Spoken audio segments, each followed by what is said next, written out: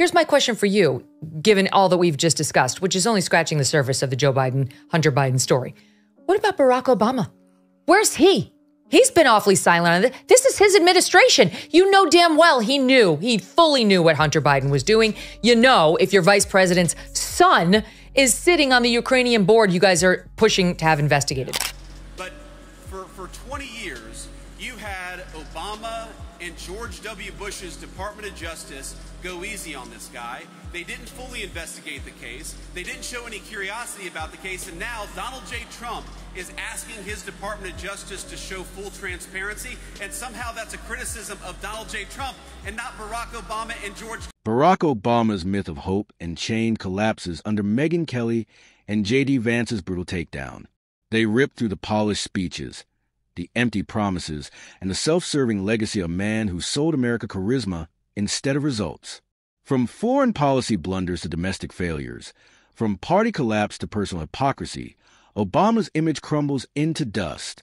What remains is not a visionary leader, but a cautionary tale of branding over substance. And the illusion finally shatters. Brennan, who was running CIA under Obama, was confronted by a CIA officer about the flaws in the dossier. The guy was like, dude, we can't rely on this. We can't use this to say there was aspiration to help Trump. We shouldn't be sticking it in the annex to our report, or relying on it in any way. This needs to come out. It's fatally flawed. Brennan allegedly said, quote, yes, but doesn't it ring true? Holy cow. Senator Vance, in Pittsburgh on Thursday, former President Barack Obama admonished black men for being hesitant about voting for Kamala Harris. I was wondering if you could contrast your approach to hesitant voters and how you tried to earn them over. You know, first of all, I don't believe, whether you agree with me or disagree with me, whether you agree with Donald Trump or disagree with him, I don't believe in hectoring voters. I believe in persuading voters. If you're enjoying this video, please make sure to subscribe to the channel and hit the bell icon. Barack Obama has been called everything from a genius to a messiah. But when Megyn Kelly and J.D. Vance tear into him, the illusion collapses fast. The so-called golden boy of American politics gets stripped down to what he always was. A master performance who turned branding into an art form and left behind a legacy of speeches, selfies, and very little else. For years, his supporters worshipped him as if he were untouchable, a flawless icon beyond reproach. But Kelly and Vance take a sledgehammer to that myth, and what's left is an empty shell of hype. More fuel on the fire that there's a potential, maybe a divorce or some sort of rockiness going on in the Obamas' relationship. They both posted these mirrored, very choreographed Valentine's Day messages on X, but he was just seen at an LA, the basketball team, the Clippers, thank you, game without her. And then on Tuesday, he was spotted eating out at a fancy dinner in Sherman Oaks with both daughters, Malia and Sasha, but again, no Michelle, according to TMZ. Obama was sold as a leader who would heal America, the one who promised unity, hope, and change. But Vance reminds everyone that the only thing Obama truly changed was the way people thought about political marketing. His greatest achievement wasn't policy, but self-promotion. His presidency was a masterclass in how to sell the American people on style over substance. Vance piles on by pointing out how Obama's smooth delivery and calm demeanor disguised reality. A man who avoided tough fights, ran from accountability, and left behind a trail of disappointments. Support is not something I'm given or something I'm owed. It's something you got to go out there and work for. So one, I just don't like the tone of going in.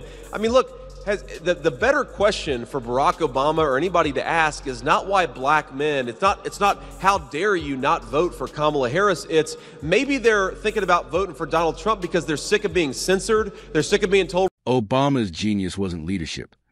It was branding himself as larger than life. He didn't govern. He auditioned for history. Every speech was staged like a TED Talk. Every photo curated like an Instagram influencer before Instagram even existed. Megyn Kelly calls him the politician who never stopped running for office, even while in the Oval Office. J.D. Vance underscores it with a simple truth. The Obama legacy is a mirage, a carefully packaged product that fell apart once people stopped swooning over the delivery. Into the White House, they had a big meeting, and then literally the next day, they were like, Russia interfered to help Trump, and leaked it to all the reporters, Washington Post. And the suggestion is that Obama turned to them and said, I'm not having a report coming out of you guys saying that they didn't interfere. Our whole narrative is that Hillary would have won had it not been for the Russians. Now, give me a report that says that. That's the implication. And that then the intel community. Look at the record. Obama's healthcare law was sold as transformational, but ended up as a bureaucratic nightmare with broken promises. People were told they could keep their doctors, keep their plans, and watch premiums fall, but millions found the opposite. Kelly tears into the arrogance of selling the country on a dream that collapsed under its own contradictions. Vance adds that Obama's obsession with his so-called signature achievement left him blind to the damage inflicted on working families. Instead of fixing a broken system, he layered on more complexity, more cost, and more chaos, all while bragging about his own brilliance. And the Brennans of the world. Of course, you got to follow the law. You can only prosecute people when they actually broke the law. But we know that a lot of people broke the law in the last administration, and they've got to face real justice, not just words, not just getting hauled before a committee in Capitol Hill. If people broke the law, they have to actually be prosecuted for it. Because I think that if they do that, if they know that the consequence for breaking the law is go to jail, then the next generation of Democrats, they're not going to try that. And that's just domestic policy. Obama's foreign policy was marketed as enlightened, intellectual, the antidote to cowboy diplomacy. But what did it deliver? The rise of ISIS, the disaster in Libya, a so-called pivot to Asia that went nowhere. Vance doesn't mince words. Obama left behind a global stage more chaotic than he found it. His approach to the Middle East was naive at best, reckless at worst. Kelly points out the absurdity of a president who was awarded the Nobel Peace Prize before he'd accomplished a single thing, only to spend the next 8 years presiding over drone wars, red line embarrassments, and foreign policy blunders that cost lives and credibility.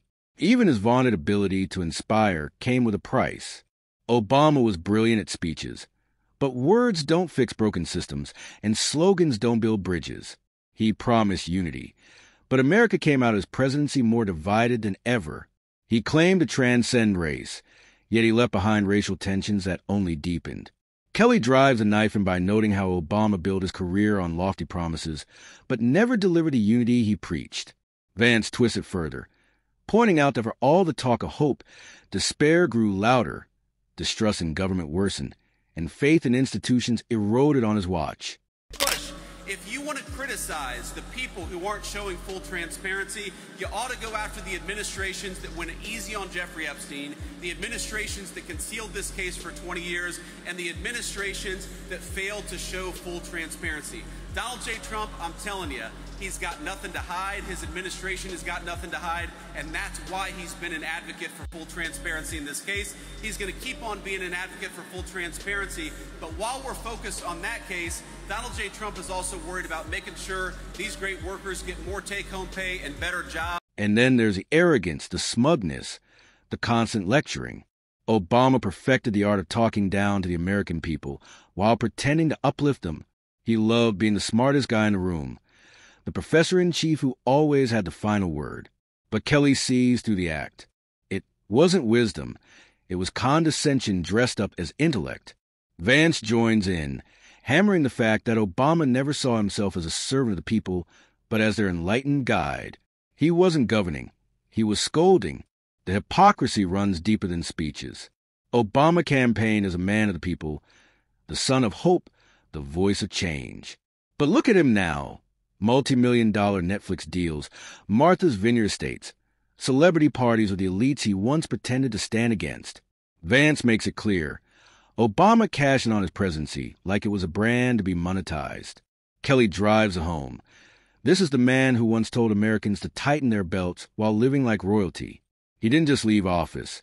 He upgraded to a lifestyle funded by the very system he claimed to challenge. On Friday night, Tulsi Gabbard went on Fox News and said that she'd found documents that she was releasing that show in sum and substance, that one day the intelligence community under Barack Obama was ready to come out and say that the Russians did not interfere in the 2016 election and really had no part in it, and that whole thing was kind of bullshit. Even his political influence today is a shadow of a myth. Democrats still treat Obama like a sacred relic, a voice of reason they can't let go of. But Kelly points out the irony. Despite his endless speeches and endorsements, the party is weaker, more fractured, and less inspiring than ever. Vance laughs at the fact that Obama, the so-called great unifier, left behind a Democratic Party defined by infighting, identity obsession, and an inability to connect with the working class. The myth of Obama as a political savior is dead. All that's left is a man who knew how to sell himself, but not how to lead. Kelly doesn't stop at the failures. She dives into the cult of personality. Obama was never treated like a politician. He was treated like a brand, a celebrity, a cultural phenomenon. People didn't just vote for him, they worshipped him. But what happens when the spotlight fades? What happens when the speeches stop and the promises are weighed against reality? Vance answers it. You're left with a legacy built on sand. A politician who excelled at being adored, but failed at being effective. Tee it up with this soundbite from the vice president who gave an interview to the Gateway Pundit and said as follows, SOT 15. I think the only thing the far left really responds to is power. The thing that they're actually going to be responsive to is the recognition that there are consequences on the other side. If they get off scot-free, if they're never investigated, if they're never prosecuted when they violated the law, then they're just going to come back and do the exact same thing again. And there are a few different ways, of course. So it's the big tech companies that were censoring conservatives. They've got to know that's not going to be allowed. The brutal truth Kelly reveals is that Obama's presidency wasn't a triumph of progress. It was a cautionary tale how easily America could be sold on charisma. He wasn't a revolutionary. He was a marketer. He wasn't a builder. He was a performer. He wasn't the future. He was a detour. And now, years later, the damage of his hollow leadership still lingers. From foreign crises to domestic divisions, from economic struggles to cultural fractures, Obama's fingerprints are everywhere, and not in ways admirers like to remember. By the end of their takedown, Obama isn't the flawless statesman of history books. He's a man who perfected the art of presentation and failed to test the substance. The one who left America dazzled but not improved. The one who spoke of hope but delivered disillusionment. Kelly and Vance strip away the last layers of myth, leaving a portrait of Obama that is brutally honest and painfully clear. He was never the savior, just a salesman. What remains is a simple conclusion. Barack Obama will be remembered not as a transformative leader he claimed to be, but as a cautionary tale of politician who believed that speeches could replace solutions, that branding could stand in for vision, and that history would forgive a legacy built on air. They concluded in this House document that the Intelligence Community Assessment, or ICA, of January 17 was subject, quoting here, to unusual directives from President Obama and senior political appointees, particularly CIA Director Brennan. Unlike, still quoting, routine intelligence community analysis, this ICA was a high-profile product ordered by the president, directed by senior IC agency heads, and created by just 5 CIA analysts, using one principal draft. Megyn Kelly and J.D. Vance don't just roast him, they destroy the illusion. And in doing so, they expose a man who wanted to be larger than life, but will forever be remembered as the president who looked the part and delivered nothing. The sharpest part of Kelly and Vance's takedown isn't just about what Obama failed to do. It's about how he continues to act as though none of those failures matter. Even today, long out of office, Obama floats above the chaos of his own making, as if lecturing from a higher plane where accountability doesn't apply. He gives speeches about democracy while ignoring how his presidency hollowed out trust in government. He warns about misinformation while conveniently forgetting how his polished narratives were the original misinformation, crafted illusions that never match reality. His legacy isn't hope. It's the influence of politician, a new breed of leader who treats governance like content creation.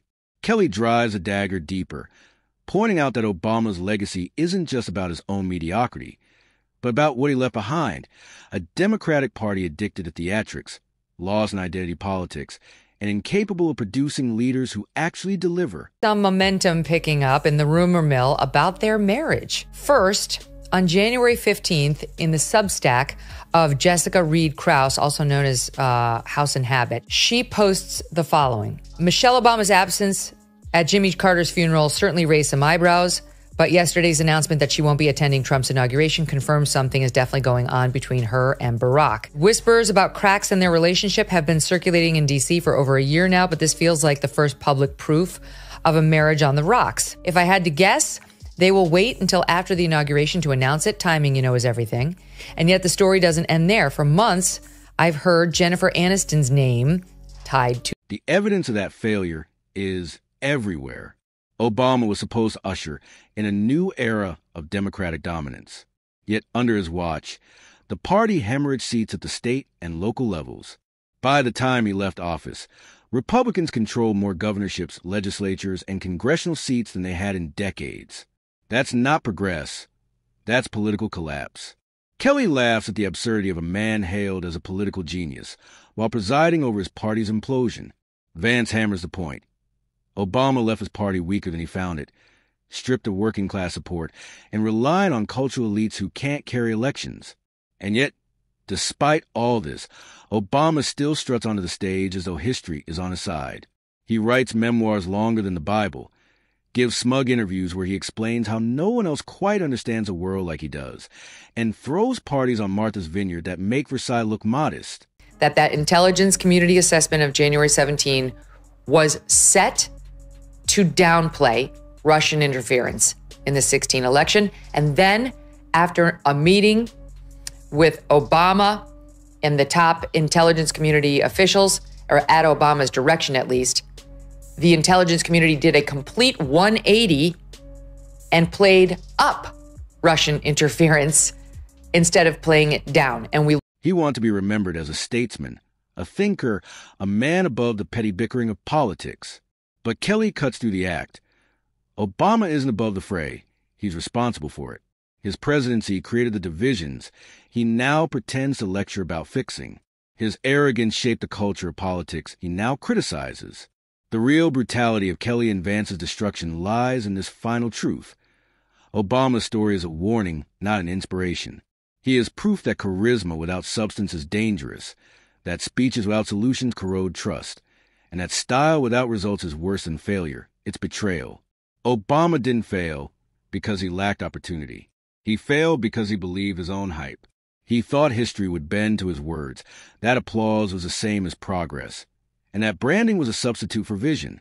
By the end, the myth of Barack Obama is in ruins. Kelly and Vance don't leave scraps for historians to polish. They reduce the image of America's so-called great orator to rubble. No longer the icon of hope, no longer the untouchable symbol, Obama stands exposed as a politician who promised transformation but delivered disappointment, who chased history but stumbled into mediocrity, who wanted to be remembered as a giant but will be recalled as a warning.